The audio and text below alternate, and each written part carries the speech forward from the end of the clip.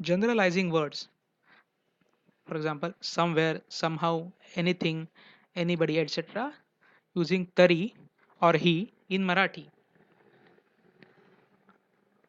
When we are not sure about the thing, we say somehow, somewhere, anybody, etc. In Marathi, also, such words are present. In words like somehow, somewhere, we prefix some to words like how, where, etc. For such phrases in Marathi, we append tari. In words like anyhow, anywhere, we prefix any to words like how, where, etc. For such phrases in Marathi, we append he. In the below table, I have mentioned the list of such words. While adding these prefixes, there is little change in main word. Such words are highlighted in red. Let's see the pronunciation.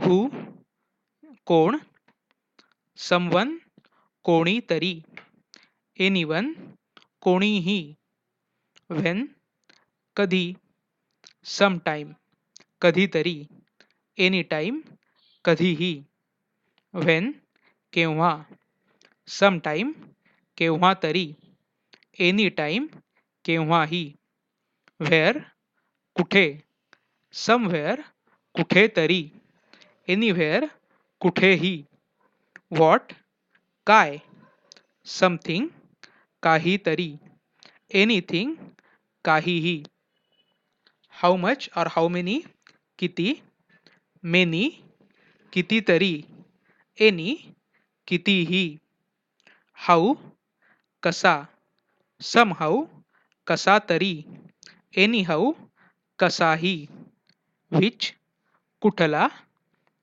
someone or something or some, कुठला तरी, any, कुठलाही, which, कोणता, someone or something, कोणता तरी, any, कोणताही.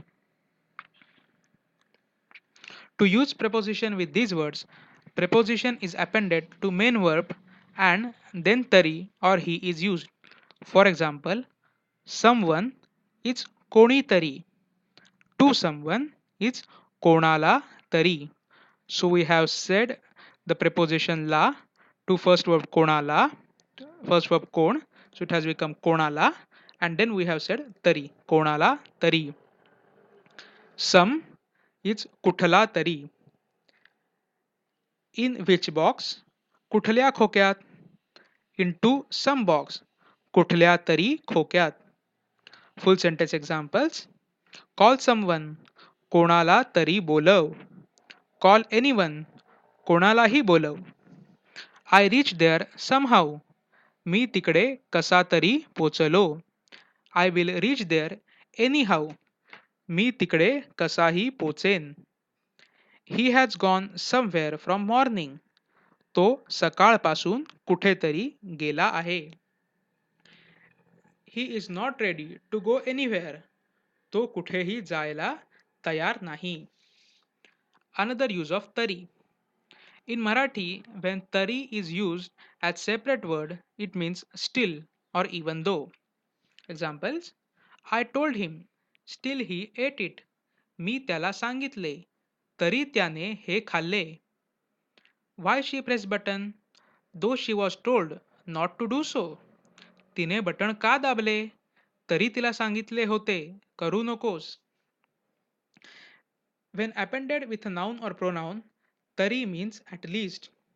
At least he came. तो तरी आला. Finish work at least by tomorrow. उद्यापर्यंत तरी काम संपव. She is average at least. Others are fool. ती साधारण तरी आहे.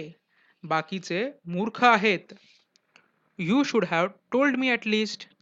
तू मला तरी सांगायला हवे होतेस. Another use of he. When appended with a noun or pronoun, he indicates also or even. For example, I will also come. मीही येईन. This program is tomorrow also. हा कार्यक्रम उद्याही आहे. He did not even tell it to me. त्याने मला हे सांगितलेही नाही. Thank you.